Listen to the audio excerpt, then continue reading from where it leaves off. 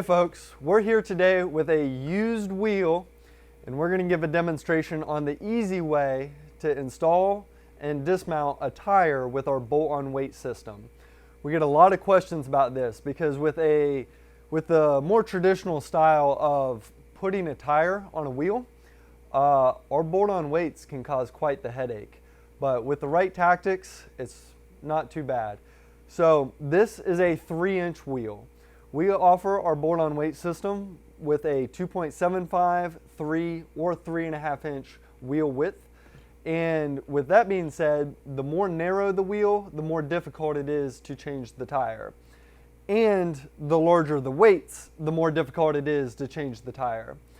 We offer a 4-pound, a 6-pound, an 8-pound, and a 10-pound weight set. So today we have a 3-inch wheel with a 10-pound weight set. Shouldn't be too bad, but a 2.75 would definitely be more difficult. Without a tire machine, installing a tire with 10-pound weights installed on a 2.75 inch wheel is just about impossible. So with a 3-inch, we should be able to do it by hand, not too bad. Just something to keep in mind. Some teams have access to tire machines and they don't mind that additional challenge, but for a 2.75 inch wheel, to do it by hand, I don't recommend going above 6-pound weights or pushing it, and even that's not very graceful, so we'll show you how it's done here. All of our bolt-on weight sets come with a plastic case, and there are 8 individual weights. Each weight has 2 bolts. So the weight given for the weight set, like this is a 10-pound weight set, is for all 8 weights, and all 16 bolts combined weighs 10 pounds. So the set can be run as a complete set with all 8 weights, or if you evenly space them, you can run a half set.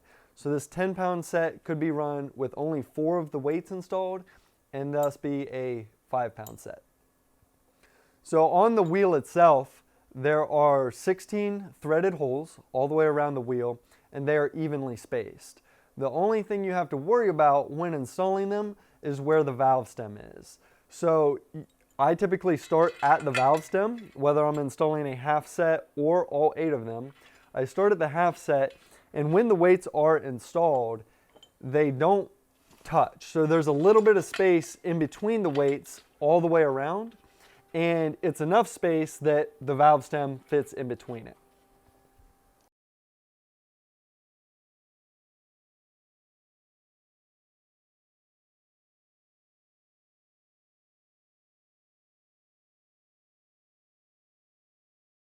So here we have a Dunlop DT4 R5, and that we're going to install on this wheel assembly. And the way I've seen to be most popular to change wheels, change tires, without the bolt-on weights would be to work the first bead over the edge and then work the second one on. The issue with this is getting the other side of the tire across the weights. It can be a real pain. So the trick to installing a tire with bolt-on weights installed is to put the wheel inside of the tire before you work either side of the bead on. So it takes a little bit of practice to gracefully get the wheel inside of the tire, but it's definitely the easier way to do it once you have it figured out. So you start out by spraying a little bit of lubricant on the tire itself.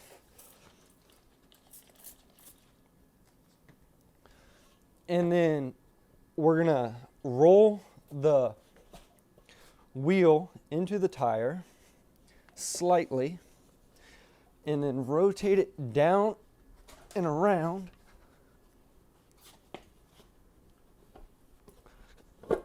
so that it drops in just like so.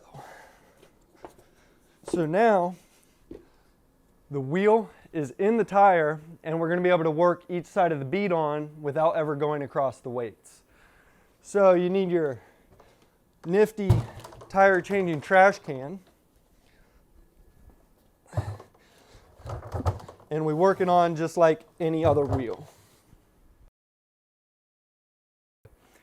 Now, to beat up the tire tubeless, it's not too bad. We rarely have challenges with a new tire.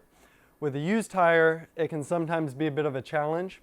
If the wheel assembly doesn't immediately start taking air, then we typically wrap a ratchet strap around the outside circumference of the tire just to give it a little additional squish, and it'll take air from there. So this tire easily took air. The bead seated nicely, all is good. We can pretend that I went out and did a bunch of laps on it, and now we'll show you how we take it off. We use the same process, just in reverse.